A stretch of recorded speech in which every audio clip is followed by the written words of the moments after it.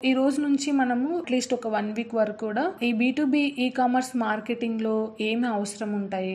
So ఒక ప్రోడక్ట్ని కస్టమర్స్తో engage చేయాలి, కస్టమర్ని అట్రాక్ట్ చేయాలి, అట్రాక్ట్ అయిన కస్టమర్ని బిజినెస్కి కన్వర్ట్ చేయాలి, ఎలా ఈ ప్రాసెస్లో ఏం జరుగుతుంది, ఎలా స్టెప్ బై స్టెప్ వెళ్ళాలి అనేది అయితే నేను ఈ రోజు నుంచి మీకు స్టెప్ బై స్టెప్ అయితే ఎక్స్ప్లెయిన్ చేస్తాను. అందులో ఫస్ట్ వచ్చేసి మనం అర్థం చేసుకోవాల్సింది ఏంటంటే బీ2బీ బయర్ జర్నీ అనేది అర్థం చేసుకోవాలి. వాట్ ఈస్ ఏ బీ2బీ బయర్ జర్నీ అంటే ఒక ప్రోడక్ట్ని కస్టమర్ చూసిన తర్వాత దాన్ని కొనేంత వరకు మధ్యలో జరిగే ప్రాసెస్ని ఏమంటారంటే బీ2బీ బయర్ జర్నీ అంటారు. అయితే ఇక్కడ మనం ఏంటంటే ఒక బీ2బీ సేల్ ఈ బీ2బీ ఒక ప్రోడక్ట్ అనేది సేల్ అవుతున్నప్పుడు దాంట్లో కొన్ని మెయిన్ కీ పాయింట్స్ ఇన్వాల్వ్ అయి ఉంటాయి.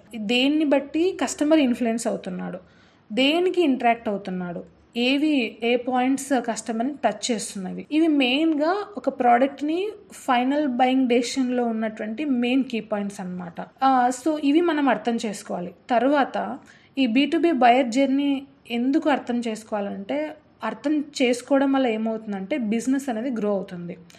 ఇలాగ మనము అర్థం చేసుకున్న ఈ బీ2బీ బయర్ జర్నీని ఒక అలైన్ చేసేసి దాన్ని బేసి మార్కెటింగ్ స్ట్రాటజీని బిల్డ్ చేసి సేల్స్ ఎఫర్ట్స్ని మనం పెట్టినట్లయితే దాంట్లో మనకి ఏమవుతుందంటే అసలు కస్టమర్స్ బయ్యర్స్కి ఏం అవసరం ఉంది, వాళ్ళ నీడ్స్ పరంగా మనం ప్రోడక్ట్ని సేల్ చేస్తున్నామా లేదా అనేది స్టెప్ బై స్టెప్ అనేది మనము వాళ్ళని అర్థం చేసుకుంటూ వెళ్ళొచ్చు.